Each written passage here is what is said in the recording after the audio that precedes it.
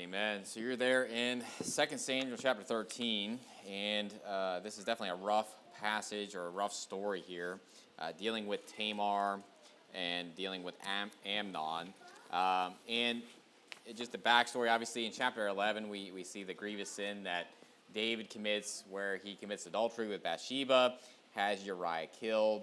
And chapter 12, the child dies. So the child the son that they have, because of that whole act, the child dies, and we see kind of this progression of consequences that David is really getting into because of this sin. And I believe that what happens here, I believe, is a consequence of that.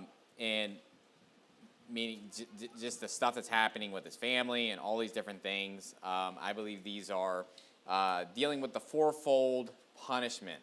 So if you remember when Nathan comes to David with basically saying, "Thou art the man," David says that the man should die that took the one ewe lamb and killed it and dressed it for the person that was sojourning with him.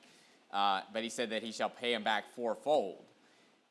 But if you remember, God says that, or Nathan comes back and says, "Well, your life is saved," so he's not going to kill him, but the child's going to die. And I believe that's number one. When it comes to the fourfold, that's one fold. I don't know if that's how you say that, but basically that's one right there. But then I believe what happens with his daughter, with his son and with his daughter here, is another punishment that's happening here. And then, so verse 1 here, let's first see what we're getting into. It says, "And it came to pass after this that Absalom, the son of David, had a fair sister whose name was Tamar, and Amnon, the son of David, loved her." Now, the first thing that you have to realize is that Amnon and Absalom are not full brothers. Okay, so David has many wives, but let me just prove that to you, that they do not have the same mother. So when it's saying Absalom, when it says Tamar, my brother Absalom's sister, it's because basically Absalom's sister, Absalom and Tamar are full brother and sister, right? They come from the same mother, obviously the same father, but they all share a father, okay? So that's why he says, "This is my sister, Tamar," but it's not his full sister, okay? So 2 Samuel chapter 3 and verse 2, let me just show you that. And you also see here that Amnon is the firstborn of the sons that were born in Hebron. And so verse 2 here, it says, "And unto David were sons born in Hebron, and his firstborn was Amnon, of Ahinoam the Jezreelitess, and the second Chileab, of Abigail, the wife of Nabal the Carmelite, and the third Absalom, the son of Maacah, the daughter of Talmai, king of Geshur," which that is when you see the end of this chapter where he flees to, makes a lot of sense when you understand where his mother's from. Okay, so his mother's the daughter of a king, right, of Geshur, and that's why he's going to Geshur, and that's why he's fleeing there. Okay, so but we see here that they don't have the same mothers. So Amnon and Absalom, and Tamar is obviously of the same mother as Absalom. Okay, so it's a half sister to Amnon. Now, when it comes to as far as like how much older is Amnon from Absalom, they could literally be almost the same age because they're different women. Okay, so there's no let's figure out the time of life here, because there's three different women here. So these three sons could literally be like really close. They're obviously 1, 2, and 3, right? So that's the order of birth. But it could be as close as like what twins would be as far as the firstborn to the secondborn. I don't think it was that close. I don't think they were all getting in labor at the same night and then it was just like babies all over the place. But it could be, technically. Okay, all I'm saying there is that Amnon and Absalom could very much be almost the same exact age. But either way, Absalom is younger than Amnon. So just kind of see that as we go into this. And the thing that I want to point out with this story is that it says that Amnon, the son of David, loved her. Okay? And what I want to get to is that the Bible sometimes, love sometimes isn't talking about like righteous love or, like a godly love. Now listen, I do not believe that, well, we need to go back to the original language and see what love we're talking about here, right? Is this agape love or is this phileo love, Because that's all a bunch of garbage as far as there being a difference there. But there is a difference between, loving your spouse and the love that Amnon had for his half-sister, okay? But let me give you another example of this to where it's very clear that a type of love, there's love out there, there's a type of love that's out there, and what I was going to say is more of like an infatuation, meaning that there's obviously godly love, right? As far as loving God and he that loveth is born of God and knoweth God, right? That's a different type of love there, okay? As far as that goes, you're dealing with, not dealing with a lust and all that different type of stuff. Here we're dealing with like more of a lust, an infatuation, and all of that, okay? And go to Proverbs chapter 7. So let me just show you this passage here to just show you that love sometimes in the Bible isn't talking about like what we would want, when it comes to a relationship, or what we would talk about when we're talking about loving God and all of that, okay? So, and really it just takes context, right? I mean, I don't think anybody's reading this story and thinking like Amnon has this godly love, with godly sincerity towards Tamar. And no one's reading Proverbs chapter 7 thinking that either, okay? When it comes to this strange woman talking about love, okay?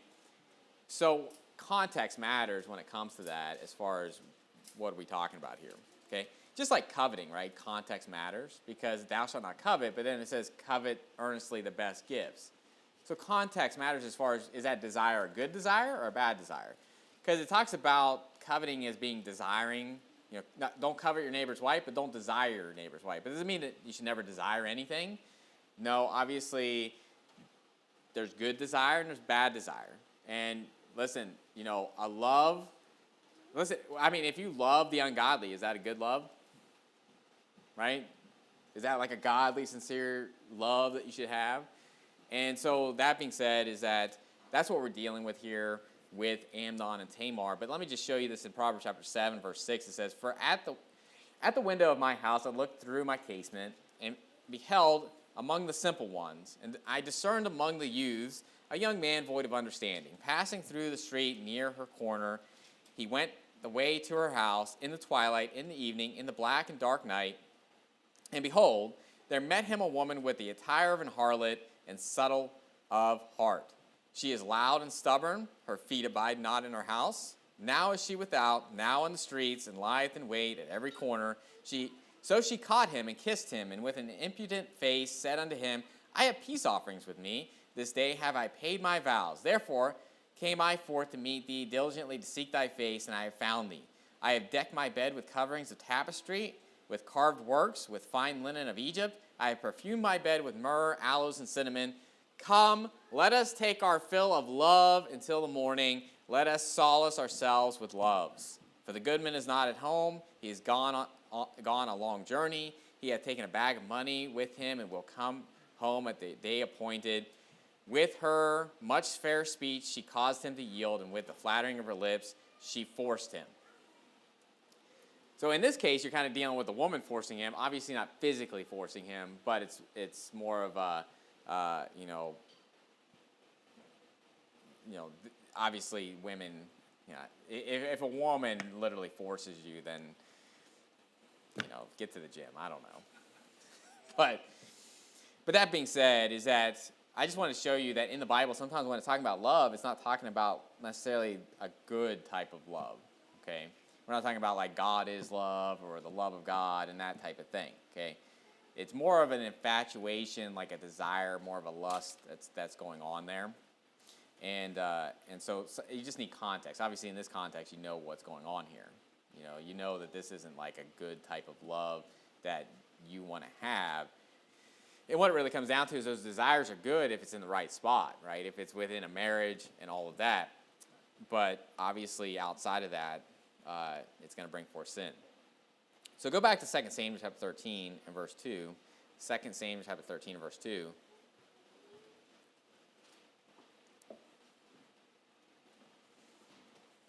So, the narrator's saying here that Amnon, the son of David, loved her, and that's true. But the thing is that when it comes to love, obviously, you can be dealing with love as being like this great desire that you have for somebody, and this feeling that you have for somebody, and all of that, and it's not in its proper place. Now, here's the thing: when it comes to this, you say, "Well, this is really messed up." Obviously, this whole story is messed up, but you say, "Well, it's his sister."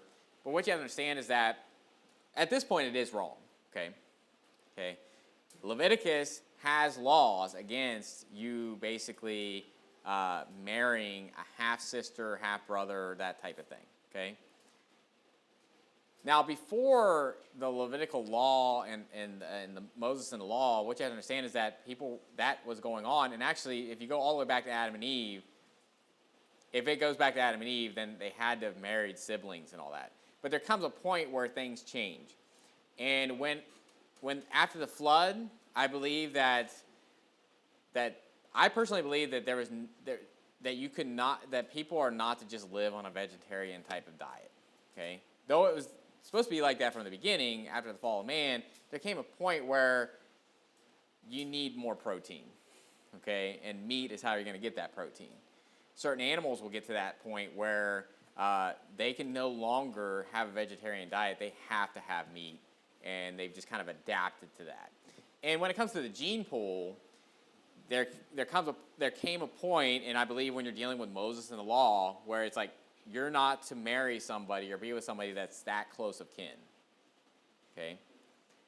And it doesn't say cousins, but it, obviously, listen, we're thousands of years removed from Leviticus, the Levitical law. Let's just go ahead and just insert first cousins in there, okay? By the way, it's illegal here in West Virginia. And I used to say that, I was like, it's illegal in West Virginia to marry your cousins. And I remember someone said, they're like, yeah, they had to make a law because obviously it was a problem, okay? And then, I'm just like, valid points, okay, valid points. So when it comes to this, obviously, marrying someone close in relation, it's going to have problems. Okay, just look at the royal family in England, and case closed, right? You marry someone that close to your, like siblings and stuff like that. Now, don't be surprised if they have flippers. Okay. That's just the way the gene pool works, is that you want to spread that out. You want to diversify the gene pool, okay? So that being said, is that this isn't necessarily something that's just crazy at that time, okay? Because Abraham, it says that Sarah is my sister, and Isaac, there's a relation there, right? So Laban, if you remember, Laban is the uncle of Jacob, and he marries their daughter. So those are cousins right there, okay? And again, just because they did stuff in the Bible doesn't make it necessarily right, okay? But at the same time, it's not like this is just crazy what's going on here in that aspect. Now, obviously, the fact that he forces her is a grievous sin, okay? But I just want you to kind of understand that because Tamar is going to basically plead with him and be like, hey, just request for the king for us to be together. And it's not like that crazy at the time. Though at the same time, I do believe that the law would be against that, okay? Meaning that they're under the Old Testament, they're under that first covenant, and in the Levitical law, it states to not be that close of kin, okay? So anyway, we see here that in verse 2, it says, and Amnon was so vexed that he fell sick for his sister Tamar, for she was a virgin, and Amnon thought it hard for him to do anything to her. Now, I want to say this about Amnon. I believe that Amnon had a reputation for lewdness, okay? And the reason I say that is because the way that's stated, it just seems like this is not his first rodeo. Like, this is not the first time that he's, like, gone after some woman or something like that. But he's basically saying, this is a hard thing to do because she's a virgin. So would it not be hard if she wasn't a virgin? Is that what you're saying? Like, that's kind of the sentiment that I get there. The other thing that makes me think that this isn't his first rodeo and that he's known for this is because when Tamar's out there crying with her garment rent, the first thing that Absalom says, have you been with Amnon, your brother? Right? It's just kind of like, you've been with Amnon, haven't you? Right? It's just like he already knew what happened. And so it just seems like he already has a reputation for this, and that it's just like, just another thing for him to get into. So I don't think that this is just like, Amnon was this great guy, and then he just kind of like had this thing for his half-sister, and then that just like messed him up. No, I don't think so. I think that this is something that it just is spiraled down of probably things that he's been getting into and all that. Anyway, in verse 3, we see Jonadab here, his friend, and I'm going to put that in quotations, his friend, okay? And this is, in verse 3 here it says, but Amnon had a friend whose name was Jonadab, the son of Shimei, David's brother, and Jonadab was a very subtle man. Now, who is this guy? Well, he's Amnon's cousin, right? So if Shimei is David's brother, that would mean Shimei is Amnon's uncle, right? And Amnon's uncle's son would be his cousin. So, whatever, but they're related, right? And the thing is that it says that Jonadab is a very subtle man. Now, in the Bible, being subtle is not a good thing. Okay, so go to Genesis chapter 3, for example. Genesis chapter 3. And when you look at this story, obviously there's the physical story that we're looking at. That's kind of what I'm focusing on, obviously. But you can look at this as far as how the devil is kind of like this friend whispering in your ear, like, hey, you want to do that? Hey, here's how you do that. Here's how you accomplish this sin over here. Because that's exactly what Jonadab does, is that he's basically like, here's what you do. And he's a very subtle man. And notice what it says about the devil in Genesis 3:1, going all the way back to the beginning with the fall. It says, now the serpent was more subtle than any beast of the field which the Lord God had made. So the devil, the serpent, is known to be the most subtle beast in the garden, right? So the most subtle animal that's there. And it talks about through his subtlety he beguiled Eve, okay? And so I think that there's definitely a link there if you're going to think about just, in general, the idea of how Satan is in there subtly trying to get you and entice you to sin, okay? And know this is that God's not tempting us with evil, but it's when we're drawn away of our own lusts that we're tempted. And the devil, what the devil does, though he can't possess us, he can't like get in there and like pull the reins or anything like that, but he can entice us with lusts that we have as human beings. And so it's something that we always have to be aware of and be careful of when it comes to that. But Jonadab, his friend, comes to him and gives him some advice. Okay, so, and really what it comes down to is that Jonadab sees that he's basically made himself sick. Okay, and you could call this being lovesick, right? But this is kind of like, if you were to think of Song of Solomon and how, like, she says, I'm sick of love for her spouse, this is like the perverted version of that, okay? Where it's like he's sick, but it's like this love, lust, infatuation type of thing that's going on, okay? And so this is like the dark version of that, and then the Song of Solomon is the light, where like this is the proper way to be lovesick and to love, because it's with your spouse, right? And to have those desires is great, but it needs to be with your spouse, okay? In verse 4 here it says, and he said unto him, why art thou, being the king's son, lean from day to day? Wilt thou not tell me? And Amnon said unto him, I love Tamar, my brother Absalom's sister. This sounds so familiar. It just makes me think of Jezebel and Ahab, right? Where Ahab's like, he's like crying on his couch about how he can't have Naboth's like vineyard. And Jezebel's like, why are you, being the king, why are you, it's kind of like, you're a king, why are you upset about this? Like, you can deal with this, right? And the same thing here is like, basically he's like, why are you lean? Like, why are you sick? Like, why are you vexed like this? Being the king's son, it's kind of like you have a lot of power here. Like, it's kind of like this idea of, you shouldn't be in the state because you can basically do whatever you want. Jezebel's kind of saying that to Ahab, and Jonadab's basically saying that to Amnon, okay? Especially if Amnon's the firstborn, right? He's the firstborn son, so he's kind of like heir to the throne, like that type of realm there when it comes to this, okay? And it says in verse 5, it says, and Jonadab said unto him, lay thee down on thy bed, and make thyself sick. And when thy father cometh to see thee, say unto him, I pray thee, let my sister Tamar come, and give me meat, and dress the meat in my sight, that I may see it and eat at her hand. So Amnon lay down and made himself sick, and when the king was come to see him, Amnon said unto the king, I pray thee, let Tamar my sister come, and make me a couple of cakes in my sight, that I may eat at her hand. Then David sent home to Tamar, saying, go now to thy brother Amnon's house and dress him meat. So basically, obviously this is all just a big setup to get Tamar there where he can be alone with her, okay?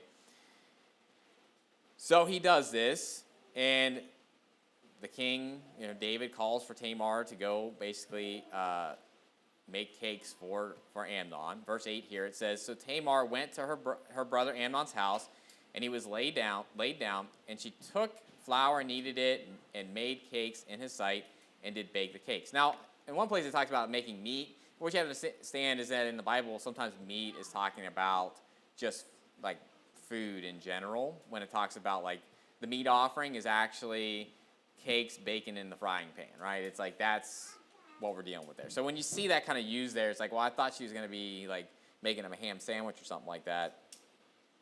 Meat can be talking about like actual flesh, but it's kind of a catch-all in the Bible. So that one's for free. But so she makes these cakes. It says in verse 9, and she took a pan and poured them out before him, but he refused to eat. And Amnon said, have out all men from me, and they went out every man from him. So now like, hey, things are getting bad, okay?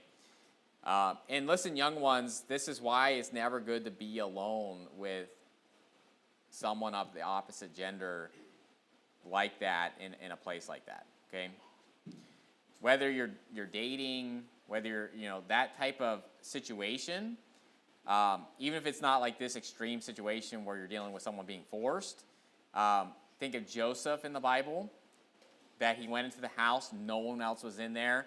And though he ran away and fled from it, there was no witnesses, so that it was basically her word against his and all of that. That's why it's good to go two by two out soul winning and all this stuff, to always have someone there with you in those cases and all that stuff. So this is just kind of another scenario where it's just them, and that's a bad situation to be in. Now, to Tamar's credit, I don't think that she saw this coming, right? I don't think that she's just thinking like, I'm in my brother's bedchamber, I need to be worrying about this, right? So I don't blame Tamar. I'm not saying like, Tamar, like, you should have been thinking this. Again, maybe she should have known, because maybe Amnon was known for this, right? Or known for these type of things. But in the end, I don't really hold it against her, because this is just a weird situation. She's just there to help him out, right? But in verse 10 there, it says, and Amnon said unto Tamar, bring the meat into the chamber, that I may eat of thine hand. And Tamar took the cakes which she had made, and brought them into the bedchamber to Amnon her brother. And when she had brought them unto him to eat, he took hold of her, and said unto her, come lie with me, my sister. And she answered him, nay, my brother, do not force me, for no such thing ought to be done in Israel. Do not thou this folly. And she gives this plea here as far as that, on her side, but also on his side. Because it says, and I whither shall I cause my shame to go? And as for thee, thou shalt be as one of the fools in Israel. So she's kind of making, logical sense on both sides, right? Obviously, how am I going to deal with this? But then how are you going to deal with this? Because everybody's going to know about it, okay? And you're going to be known as a fool. And it says, now therefore I pray thee, speak unto the king, for he will not withhold me from thee. So the idea here is that she's basically just trying to get out. I can imagine, though, I don't know if she really wants this to be arranged. But I imagine if she got out of this situation, she can get to safety, go to her brother, go to the king and be like, hey, he's trying to force me. What in the world? So obviously, I think she's at this point just trying to do anything to get him to stop what he's doing, right? And it says in verse 14, howbeit he would not hearken unto her voice, but being stronger than she, forced her and lay with her. So wicked act, we're talking about rape here. We're talking about being forced. This is wicked as hell. And Amnon should be put to death for this, okay, when it comes to this. In my opinion, as far as what I believe the Bible teaches on this. But what I want you to see here is that when you have this perverted type of love, when it comes to this lustful infatuation that's just to this point, that it really rears its ugly head as not being like a true type of love when you look at what it says, what happens next, okay? Verse 15, then Amnon hated her exceedingly. So it's just like immediately it's like, oh, I love her, I want to be with her, all this stuff too. I just hate her immediately. And so this is something, that when it comes to fornication, you need to realize that, hey, this could be a possibility to where, they say they love you, they say all these things, but in the end, after that deed is done, it could very well turn into hatred. It could turn into despising and just being cast off. And she's just cast off and just thrown out of the room. And so when it comes to Tamar, I have a lot of pity for her. And just like Jephthah's daughter, I have a lot of pity for her. But this is a horrible thing that happens here. And it really just shows you Amnon's heart. It really just shows you that this wasn't a true type of desire that was godly or anything like that, because it just rears its ugly head that was not a real love that he had for Tamar. When you think about a real type of godly type of love, it's unconditional, right? When it comes to the fact of loving your children or loving your spouse, and the fact that it doesn't just turn on a dime like that, where you're just like, all right, now I hate her. It's like, well, then you didn't really love her, okay? And Amnon obviously didn't really love Tamar. He was just infatuated with her. He was obsessed with her. He lusted after her. But after that was done, he just casts her off. It says he hated her exceedingly. It says, so that the hatred wherewith he hated her was greater than the love wherewith he had loved her. Notice how that switched immediately. It's insane, right? It's insane to think about. Like, you went from the point where you're just almost sick because you're just so obsessed with how much you love this girl, but then it immediately turns to hatred. And not only that it turns to hatred, but the hatred is actually more than that love that you were so vexed with to the point of like being sick. And it says, and Amnon said unto her, arise, be gone. And she said unto him, there is no cause. This evil in sending me away is greater than the other that thou didst unto me. But he would not hearken unto her. Then he called his servants that ministered unto him and said, put now this woman out from me and bolt the door after her. I mean, just Amnon's wickedness just keeps going worse and worse and worse and worse and worse, right? And the anger that I'm sure Absalom has, which when I think about this story that happens here, what happens here, I guess what doesn't happen, really, after this happens with Amnon, could very well be what caused Absalom to take over the kingdom. It's all a domino effect of things that happen here, okay? So she comes out, obviously she's thrown out of the room. It says in verse 18, it says, and she had a garment of diverse colors upon her, for with such robes were the king's daughters that were virgins apparelled. Then his servant brought her out and bolted the door after her. And Tamar put ashes on her head and rent her garment of divers colors that was on her and laid her hand on her head and went on crying. And Absalom, her brother, said unto her, Hath Amnon thy brother been with thee? Notice that's the first thing that he says. It's almost like that's the most obvious thing that would have happened. For her to, obviously to rent her garment would be basically saying she's no longer a virgin and she's weeping about it. And the fact that the first thing that comes to his mind is Amnon. That tells you something. I mean, there's like almost like this is well-known secret that Amnon is this pervert that does this type of stuff. And even in his own words, he's saying, you know, it's hard for me to do this considering she's a virgin. It's like, like I said, would it not have been hard if she wasn't? It'd just be, oh, well, that'd be easy to do then.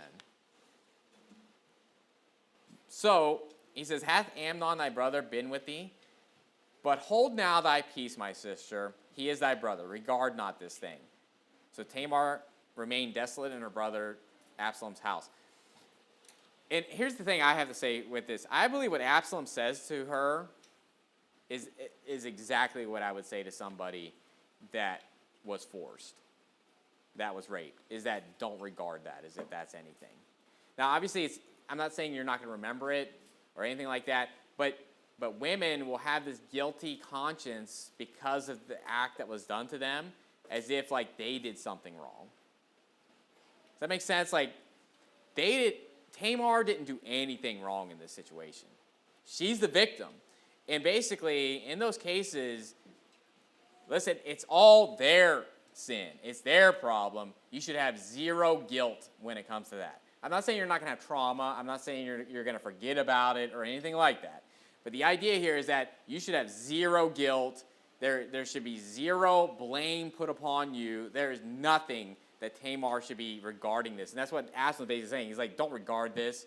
It's kind of like the idea, it's like, basically you're still a virgin because this is just garbage right here that happened. This is not your fault. This is just something that obviously is wickedness that happened, and she's just a victim, okay? And so he's basically obviously trying to comfort her, and it says that Tamar remained desolate in her brother's Absalom's house. It doesn't say forever, okay? It kind of reads that, if you're kind of reading that, it kind of seems that way, like for the rest of her days, but it doesn't say for the rest of her days.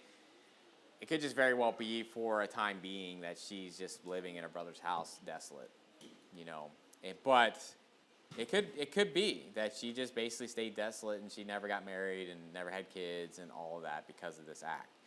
And but I want you to think about this, okay? So at this point, I think everybody reading this story is like, string him up, you know, like take care of this guy.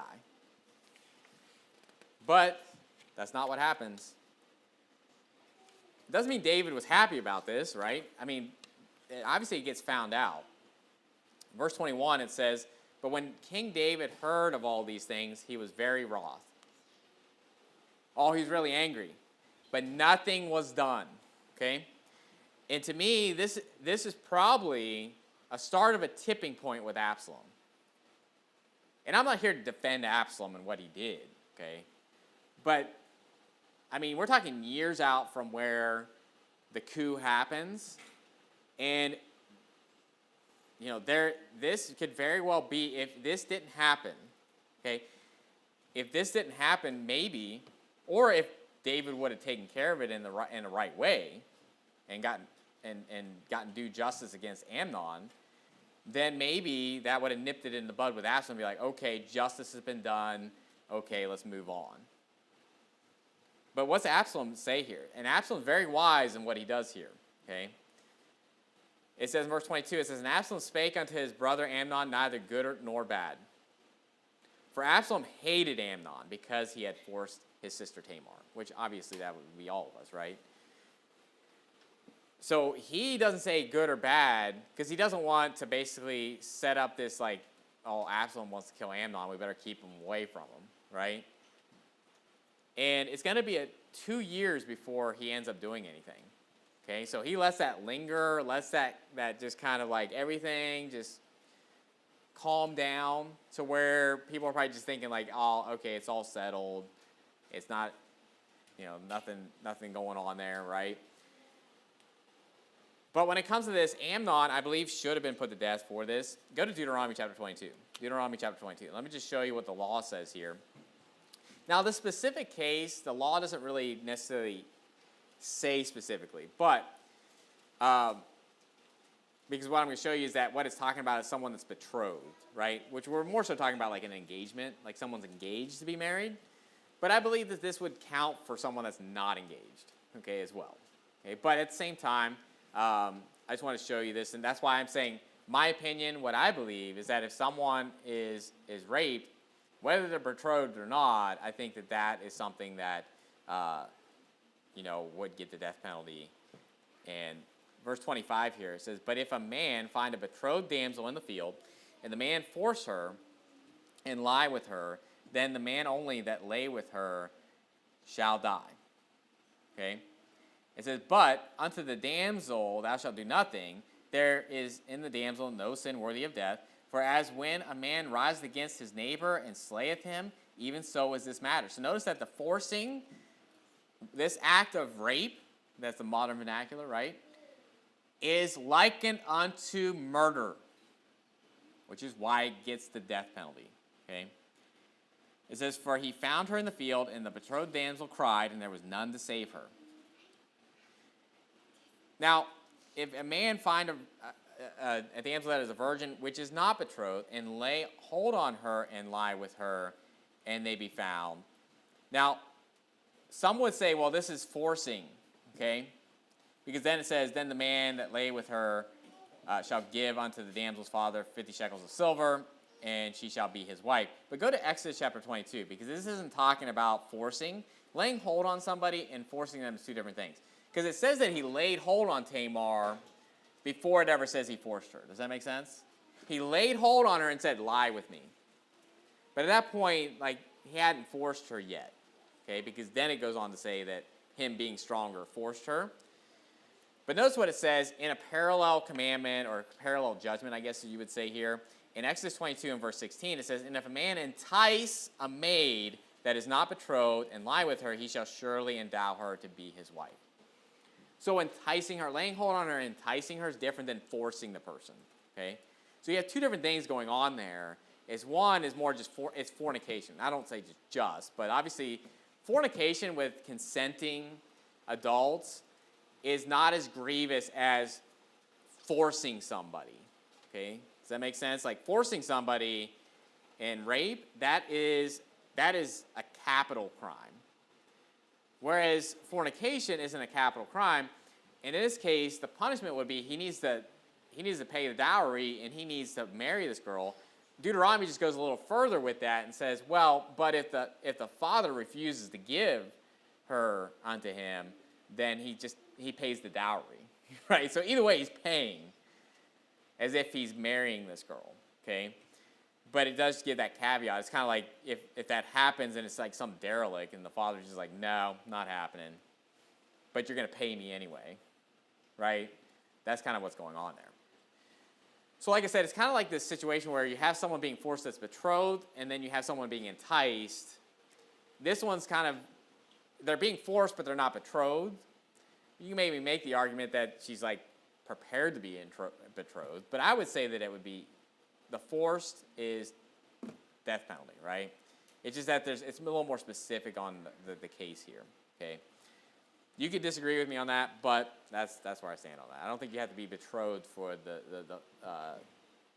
for rape to be getting the death penalty, okay? Going back to 2 Samuel chapter 13, 2 Samuel chapter 13 and verse 23.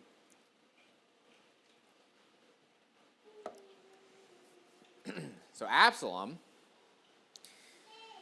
is going to have his brother Amnon killed, and he's one that he does the long game, okay? Like this is premeditated, okay, for sure. And listen, obviously the Bible doesn't say, it says, "Vengeance belongeth unto me; I will repay," said the Lord. So obviously,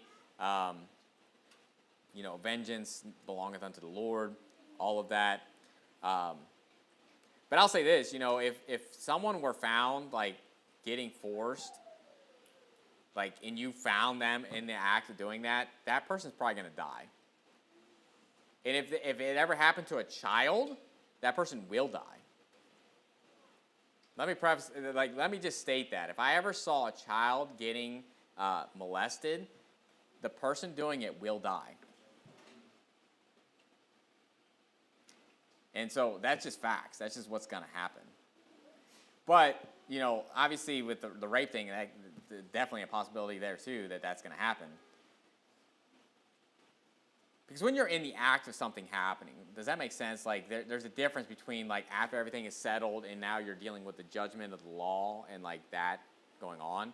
When you're in the act of like defending somebody and all of that, you're not taking vengeance. You're literally saving the person from getting attacked. Okay. So that's not really vengeance. That's just self-defense or defending somebody. Okay. So anyway, all that to say, obviously, hopefully that never happens. Hopefully I never had to deal with that. But that's just how I feel on that front. Verse 23 says, "And it came to pass after 2 full years that Absalom had sheep shearers in Baal-Hazor, which is beside Ephraim. And Absalom invited all the king's sons. And Absalom came to the king and said, Behold now, thy servant hath sheep shearers. Let the king, I beseech thee, and his servants go with thy servant. And the king said to Absalom, Nay, my son, let us not all now go, lest we be chargeable unto thee. And he pressed him, howbeit he would not go, but blessed him." So basically, what Absalom's trying to do is just basically say, yeah, just everybody come down, right?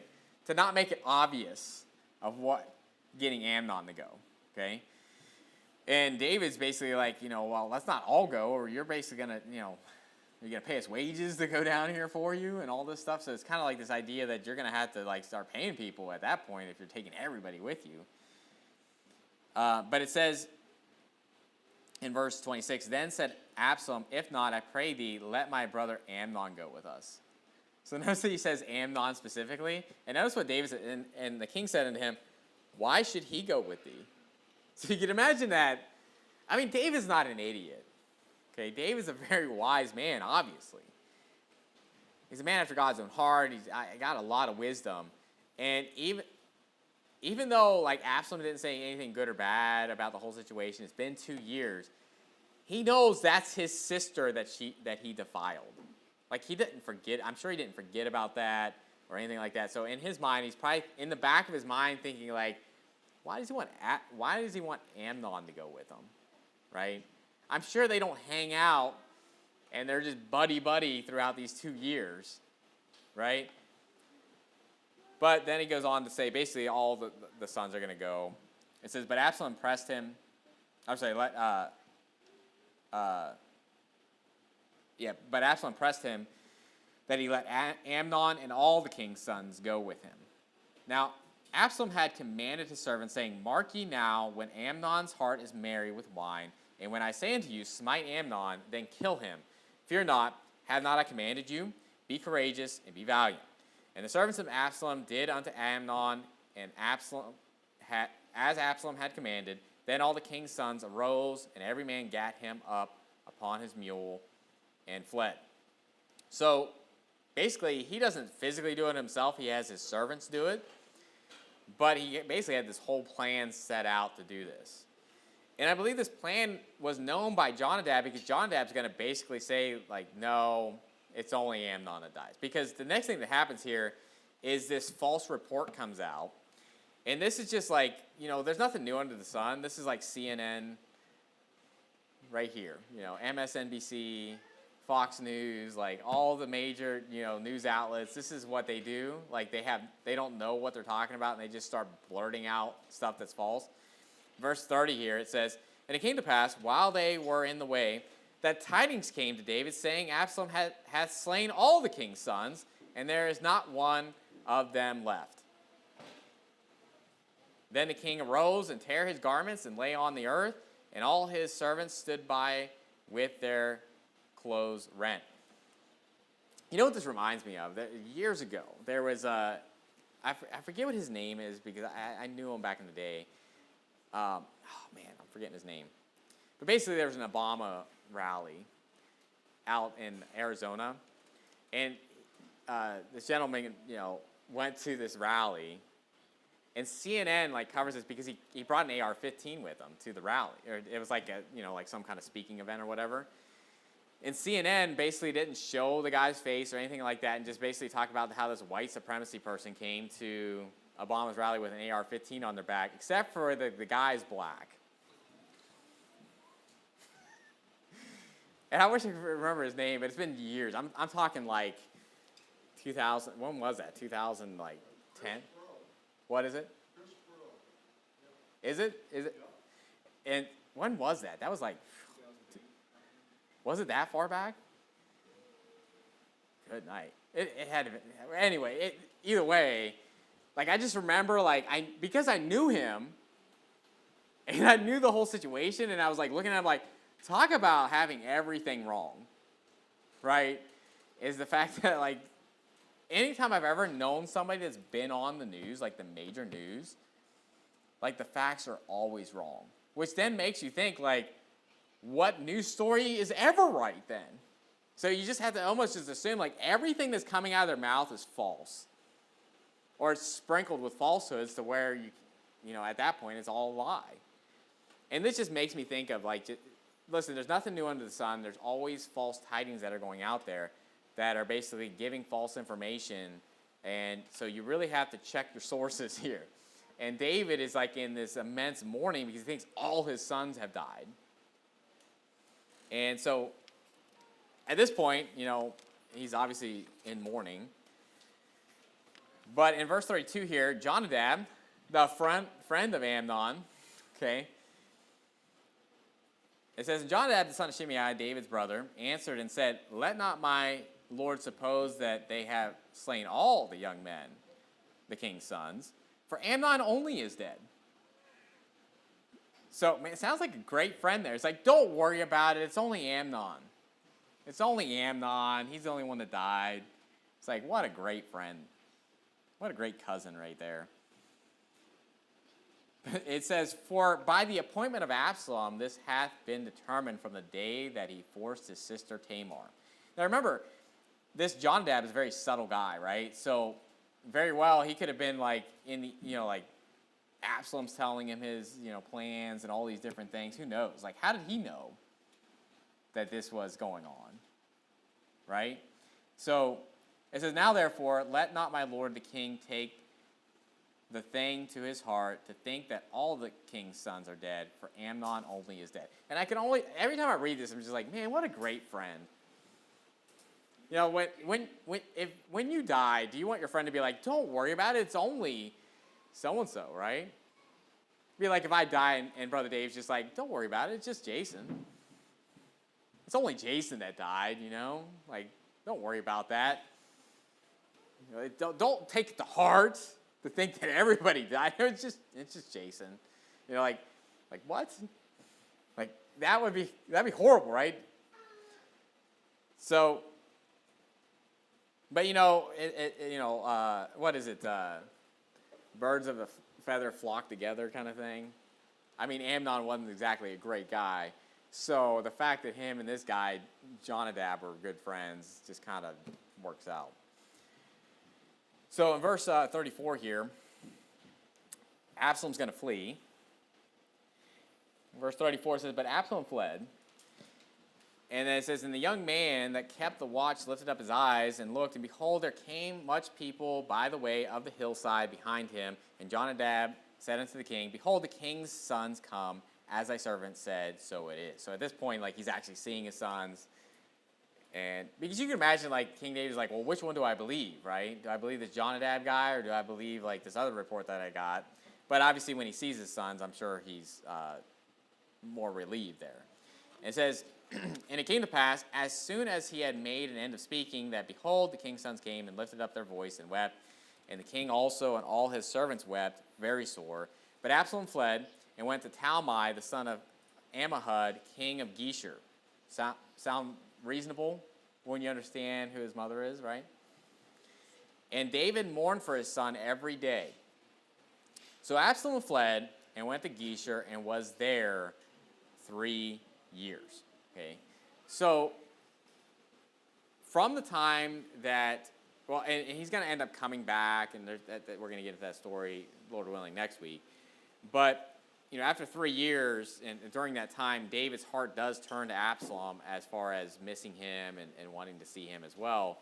And that's what it says in verse 39. It says, "And the soul of King David longed to go forth unto Absalom, where he was comforted concerning Amnon, seeing he was dead." Throughout these stories, I always wonder if these what-ifs scenarios of what if David would have taken care of Amnon? Then this would have never happened. Absalom would have never fled to Geshur. What if David went out to get Absalom and bring him back home? Right? Instead of having someone, basically Joab has to have this woman come and basically convince David to bring him back. What if David personally went out and said, "Hey, come back, all this stuff. I should have dealt with this, whatever," and just, you can see there's a lot of these scenarios where when Absalom takes over the kingdom, it's not out of the blue. And just as much as I don't think that Amnon and what he does with Tamar is just out of the blue. And the same thing is with David when he commits adultery with Bathsheba. It's not just out of the blue. He had problems before that were leading up to it.